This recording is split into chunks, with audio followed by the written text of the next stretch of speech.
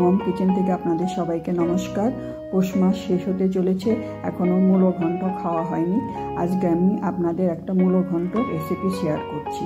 500 গ্রাম মূলো ভালো করে ধুয়ে খোসা ছাড়িয়ে নিয়েছি। মূলোগুলো একটা গ্রেটারের সাহায্যে গ্রেট করে নিচ্ছি। দেখুন মূলোগুলো গ্রেট করা হয়ে গেছে। গ্রেট করা মূলোর মধ্যে হাফ চামচ লবণ দিয়ে দিচ্ছি।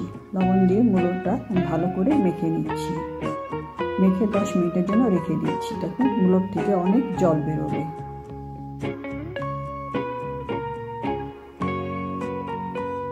দশ মিনিট পরে দেখুন মূলোর থেকে কত জল বেরিয়েছে। জলগুলো চিপে চিপে আমি মূলোগুলো উঠিয়ে নিচ্ছি। আমার চ্যানেল নতুন বন্ধু হয়ে থাকলে চ্যানেলটা সাবস্ক্রাইব করার অনুরোধ রইল। পাশে থাকা বেল আইকন অবশ্যই প্রেস করে দেবেন। আমার চ্যানেলে নতুন কোনো রেসিপি দিলে আপনাদের কাছে খুব তাড়াতাড়ি পৌঁছে যাবে। এই মূলো ঘন্ট খেতে খুবই ভালো লাগে। দেখুন মূলোর থেকে কত জল বেরিয়েছে। কড়াইতে আমি সরষের তেল দিচ্ছি। কয়েকটা বড়ি ভেজে নিচ্ছি। এই বড়ি হলো কলার ডালের বড়ি, যে কোনো বড়ি আপনারা দিতে পারেন। বড়ি ভাজা হয়ে গেছে, প্লেটে উঠিয়ে নিচ্ছি।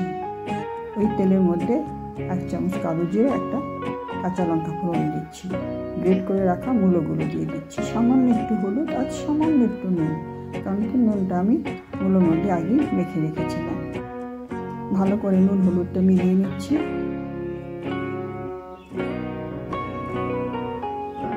ভেজে রাখা বড়িগুলো টুকরো টুকরো করে মূলোর মধ্যে দিয়ে দিচ্ছি।